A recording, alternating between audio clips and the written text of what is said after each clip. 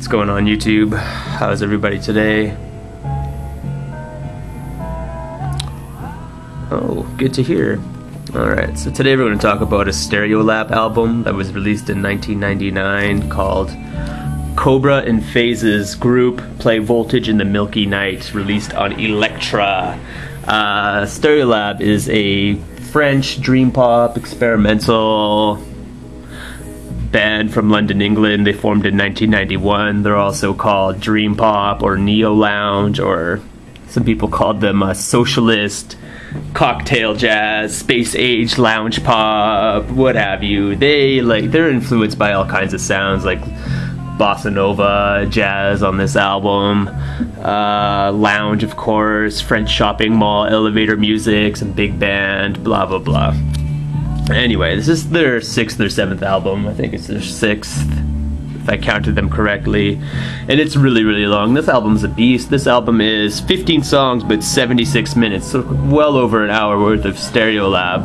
And that's a major gripe on a lot of reviewers. I was reading up on this album just to see if I could collect any info on it. And yeah, some people are really saying like how indulgent it was and how it was just a bunch of soulless wankery and how it was a Herculean test of the human attention span and I don't know, all this kind of stuff. But I don't know, I'm a fairly big Stereolab fan. I enjoy their music, and I feel if a band wants to make an album that's close to 8 minutes long, at least you're getting your money's worth out of that band. It's not like any of the songs on here sound like they're, you know, superfluous or anything. It's just, I think Stereolab, because this album was 2 years in the making, they just went through a rather creative phase. They got into a creative mode. They decided to go back in the studio. They had all this chemistry. They made a really long album, and they just got, oh, it's self-indulgent and meandering and Marxists and all that, but whatever.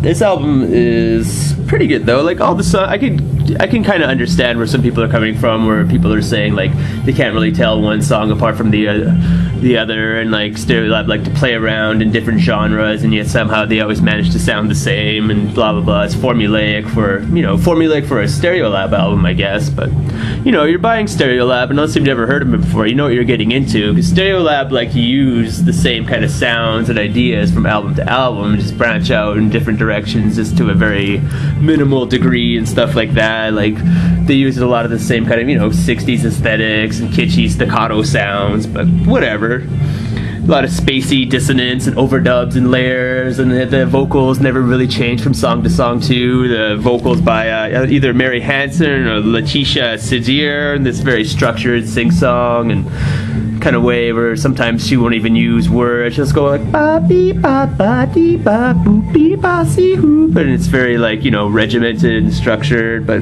kind of emotionless. But that's part of Stereolab's charm, is all these kind of whirling, swirling sounds and kind of weird like space interjections coming out of nowhere, coming out of their Moogs and xylophones, vibraphones, electronic vintage keyboards and Wurlitzers, whatever they're using at any given point. But I don't know, I found it was a pretty good album.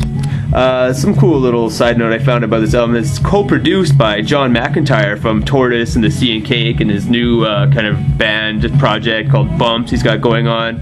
Also co-produced by Jim O'Rourke and from Gaster's Soul and Sonic Youth, solo artist. And both those guys also perform like several instruments on this album too, and a bunch of tracks, as well as Sean Hannigan from the High Llamas. And this album does have a lot of kind of a Tortoise, High Llamas sound. It has elements from those bands, and there's a lot of the same kind of ideas and tones and stuff on here too, which is kind of interesting. Very dreamy, summery, very, you know, unobtrusive, very relaxing, very loungy, very kind of still experimental, because there's all these kind of weird ideas and sounds coming at you. But yeah, I didn't mind this. I didn't think it was awful at all. It didn't really test my attention span. Like, sure, it's hard to sit through, but it's just because it's really long, and you know, you have to eat at some point, or like a TV show will be on, you know, there's something to do. But it's not a bad album. I wouldn't ever take that away. It's like, if a band wants to make a really long album and put all their songs on it and make it really long, and I would never say it's indulgent unless there's like, you know, it sounds indulgent, like there's a fucking 4-minute guitar solo that doesn't need to be in there or anything. The only song, there's like an 11-minute song on here and an 8-minute song on here, but all the rest of them, like the other 13, are all, you know, 3 minutes, 4 minutes, like nothing overly indulgent. It's just normal length for typical songs on here, but I don't know.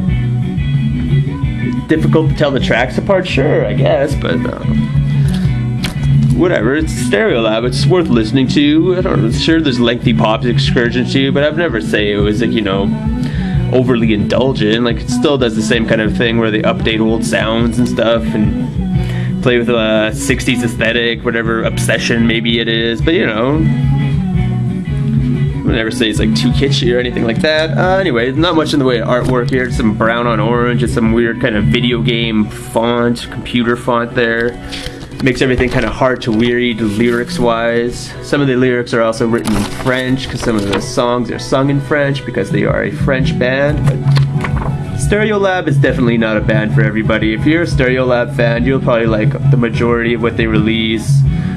You don't really mind that the songs are formulaic for a Stereolab band, or they're hard to decipher which song from the next, but you know, you just enjoy them just because they have this kind of weird kind of vibe about them. Very unique, they're very innovative, very creative people, very much in their own little world. Experimental pop jazz, electronica, art rock, krautrock, neo lounge, socialist, cocktail jazz, whatever. It's Stereolab, 1999.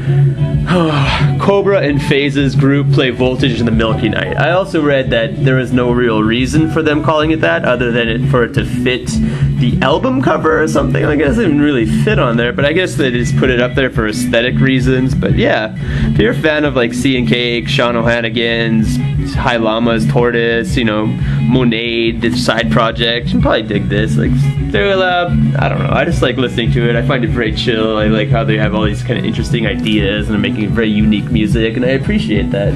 I'd like to catch them live, and it's really too bad they went on hiatus in April of 2009, but whatever. They have a whole bunch of albums. I have at least a fair amount stack of their albums out. I'll do future reviews on them too, but yeah, I didn't mind it. I kind of liked how this album was quote-unquote indulgent and all that. Didn't bother me at all.